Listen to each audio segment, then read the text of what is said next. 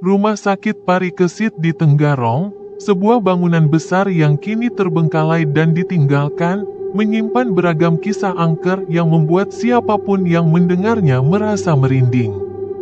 Dulunya, rumah sakit ini merupakan salah satu fasilitas kesehatan utama di daerah tersebut. Namun, setelah bertahun-tahun beroperasi, rumah sakit ini perlahan-lahan kehilangan fungsinya dan akhirnya ditinggalkan begitu saja. Sejak saat itu, cerita-cerita mistis mulai bermunculan, menghiasi percakapan warga sekitar. Malam hari di sekitar Rumah Sakit Parikesit terasa sangat berbeda.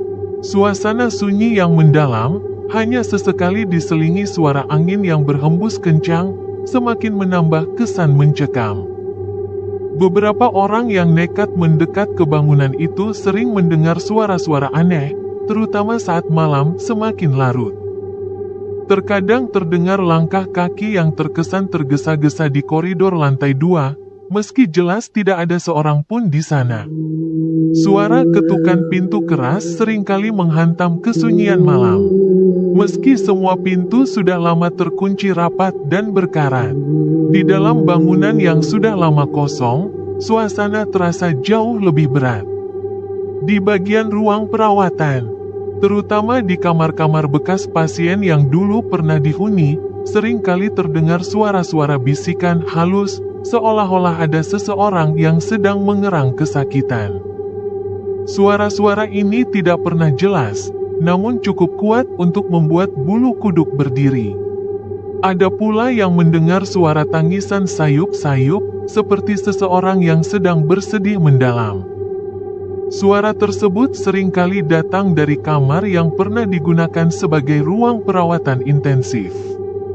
Di lantai dasar, khususnya di dekat ruang bekas kamar jenazah, penampakan-penampakan hantu sering dilaporkan. Sejumlah saksi mata pernah melihat sosok putih yang melayang perlahan di sepanjang lorong, bergerak tanpa suara. Sosok itu sering digambarkan tanpa wajah yang jelas, seolah-olah bayangan kabur yang hanya tampak di sudut mata. Beberapa orang yang cukup berani untuk menyelidiki lebih jauh menyatakan bahwa sosok ini seolah-olah mengikuti mereka, meski tak pernah benar-benar mendekat. Penampakan ini begitu kuat hingga seringkali memaksa mereka yang melihatnya untuk berlari keluar dari rumah sakit dalam ketakutan. Di salah satu lorong yang menuju ke ruang operasi, banyak yang melaporkan adanya bau menyengat yang tak bisa dijelaskan. Bau itu muncul tiba-tiba, seperti aroma darah segar yang baru menguap di udara. Padahal sudah sangat lama tak ada aktivitas medis di tempat itu. Ada yang mengatakan bahwa setiap kali bau itu muncul, suasana di lorong tersebut berubah menjadi lebih dingin. Seolah-olah suhu di sana jatuh drastis tanpa alasan yang jelas. Tidak hanya bau dan suara, penampakan di rumah sakit ini juga seringkali melibatkan sosok wanita berpakaian putih, yang sering terlihat duduk di kursi roda tua yang sudah lama berkarat. Sosok wanita ini hanya duduk diam di sudut ruang perawatan, matanya menatap kosong ke depan. Banyak yang mencoba untuk mendekatinya, namun begitu didekati, kursi rodanya bergeser dengan sendirinya, meninggalkan bunyi decitan logam yang memekik, membuat siapapun yang menyaksikannya kabur ketakutan. Penampakan hantu anak kecil juga sering kali terlihat di area taman rumah sakit yang kini telah dipenuhi ilalang tinggi. Sosok anak kecil ini sering terlihat berlarian, tertawa, namun ketika seseorang mencoba mendekatinya, tawa itu akan berubah menjadi jeritan nyaring yang menusuk telinga. Jeritan itu seringkali menghilang begitu saja, seolah-olah lenyap di telan malam. Tak jarang pula, mereka yang hanya melintas di depan rumah sakit melaporkan mendengar suara gurni tempat tidur dorong rumah sakit yang berbunyi dan melintas cepat di lorong-lorong. Suara roda berderit itu disertai dengan suara rantai yang terseret di lantai, seolah-olah ada sesuatu yang menariknya dengan paksa. Suara itu biasanya terdengar pada pukul 2 atau 3 pagi. Waktu yang dianggap paling angker di rumah sakit tersebut. Meski bangunan rumah sakit itu sudah rapuh dan tak layak huni, seolah-olah ada sesuatu yang masih bersemayam di dalamnya. Sesuatu yang tak pernah benar-benar pergi, tetap tinggal di setiap sudut ruangan yang gelap dan lembab. Tidak sedikit yang percaya bahwa rumah sakit ini kini menjadi tempat peristirahatan bagi jiwa-jiwa yang tak tenang.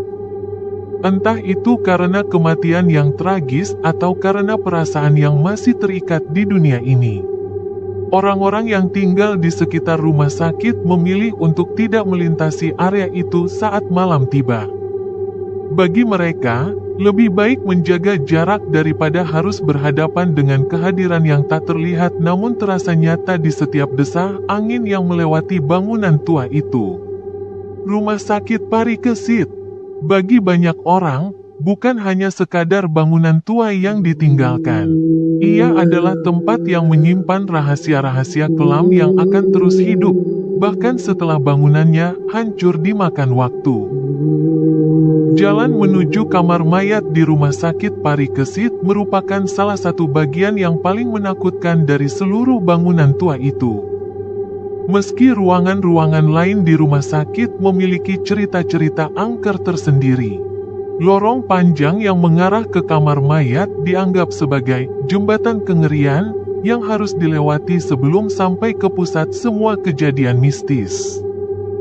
Banyak orang yang pernah berani menjelajah rumah sakit ini mengakui bahwa berjalan di sepanjang lorong itu memberikan rasa takut yang berbeda, bukan hanya karena tujuannya adalah kamar mayat, tetapi juga karena lorong tersebut seolah-olah memiliki kehidupan tersendiri. Lorong itu panjang dan sempit, dengan dinding kusam yang catnya sudah mengelupas, memperlihatkan bata merah tua di beberapa bagian.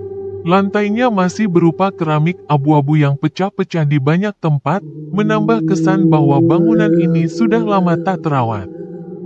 Suasana di lorong ini selalu terasa lebih dingin daripada bagian bangunan lainnya, seolah-olah ada aliran angin dingin yang terus bergerak tanpa arah.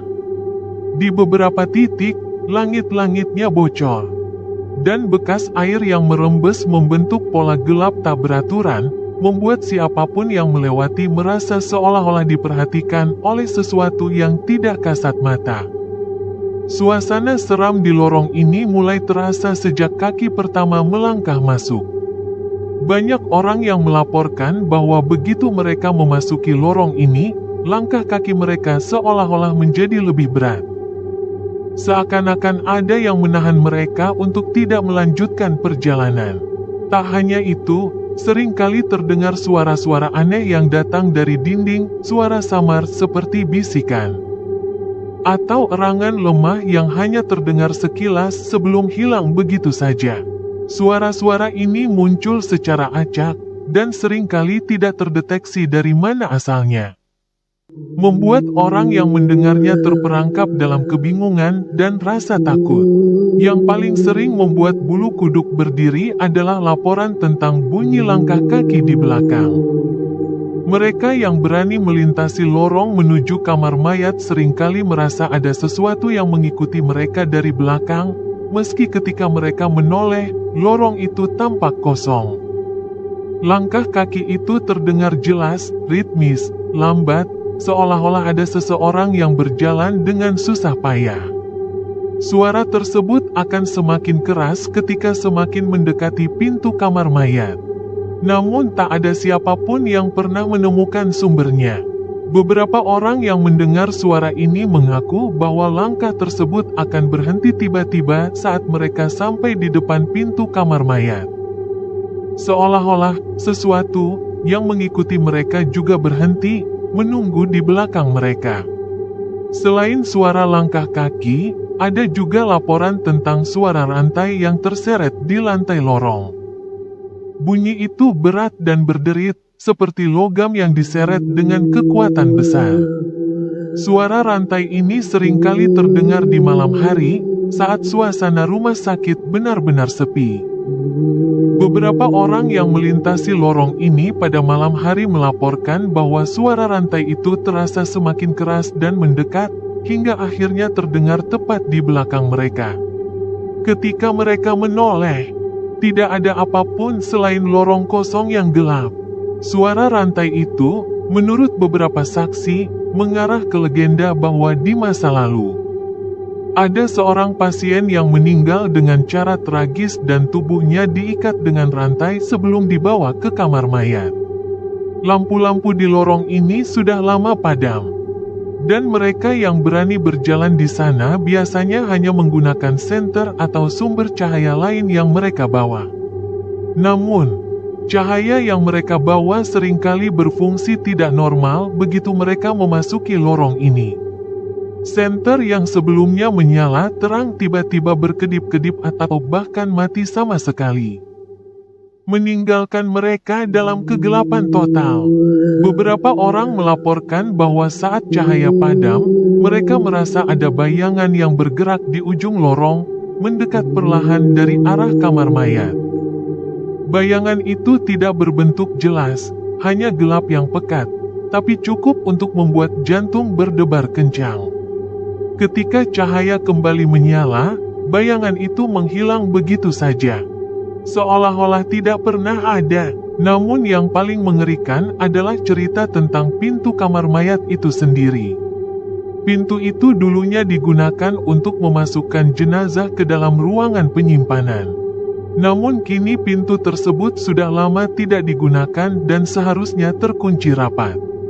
Meskipun begitu, ada laporan bahwa pintu ini seringkali terbuka sedikit, menimbulkan celah sempit yang cukup untuk mengintip ke dalam ruangan. Beberapa orang yang nekat mengintip melalui celah itu mengaku melihat bayangan bergerak cepat di dalam kamar mayat. Meskipun ruangan tersebut seharusnya kosong, beberapa lainnya bahkan mengatakan bahwa mereka melihat sesuatu yang jauh lebih mengerikan, sosok samar yang berdiri di dalam ruangan. Dia menatap ke arah mereka dengan tatapan kosong, sebelum menghilang ke dalam kegelapan. Cerita semakin menyeramkan saat salah satu peristiwa paling mengganggu mulai dilaporkan oleh mereka yang pernah melewati lorong menuju kamar mayat. Tempat tidur rumah sakit yang bergerak sendiri di koridor. Kisah ini pertama kali muncul dari beberapa penjaga malam yang ditugaskan untuk mengawasi bangunan rumah sakit setelah ditinggalkan. Pada awalnya, mereka hanya mendengar suara aneh dari dalam bangunan yang kosong, suara-suara samar seperti langkah kaki dan ketukan keras di kejauhan. Namun, yang membuat mereka paling ketakutan adalah ketika mereka melihat dengan mata kepala sendiri tempat tidur dorong yang bergerak seakan-akan didorong oleh tangan-tangan tak terlihat. Menurut salah satu cerita, pada suatu malam yang dingin, seorang penjaga memutuskan untuk memeriksa bagian dalam bangunan setelah mendengar suara-suara mencurigakan. Koridor menuju kamar mayat tampak seperti biasa, sunyi dan gelap. Namun, ketika ia menyinari lorong dengan senter, tiba-tiba ia melihat sesuatu yang membuat napasnya tertahan. Di ujung lorong, sebuah tempat tidur rumah sakit tua, yang biasanya disimpan di salah satu sudut ruangan, mulai bergerak perlahan, seolah-olah sedang didorong oleh kekuatan tak kasat mata. Penjaga itu membeku. Cahaya senter di tangannya gemetar saat tempat tidur itu bergerak mendekat dengan suara derit yang menusuk telinga. Suara roda-roda berkarat yang bergerak di atas lantai yang retak mengisi lorong dengan suara yang menakutkan, seperti jeritan yang tertahan. Ia tahu tempat tidur itu seharusnya tidak mungkin bergerak sendiri, apalagi di lorong yang gelap dan sempit seperti itu. Tidak ada angin. Tidak ada orang lain di sana, hanya dirinya dan tempat tidur yang bergerak perlahan-lahan menuju arah kamar mayat. Setiap langkah yang diambil tempat tidur itu terasa seperti lambat dan teratur. Seolah-olah ada seseorang yang sedang mendorongnya menuju tujuan yang tak terlihat. Penjaga itu mencoba mengalihkan pandangan, berharap apa yang ia lihat hanya bayangan atau pantulan cahaya senter yang salah. Namun tidak, suara roda itu semakin keras, semakin mendekat. Dan ia bisa mendengar bunyi rantai yang menyeret di lantai, persis seperti yang telah banyak dilaporkan sebelumnya. Rasa takut yang luar biasa membuatnya tidak bisa bergerak. Ia merasa seolah-olah tempat tidur itu membawa sesuatu yang tak ingin dilihatnya.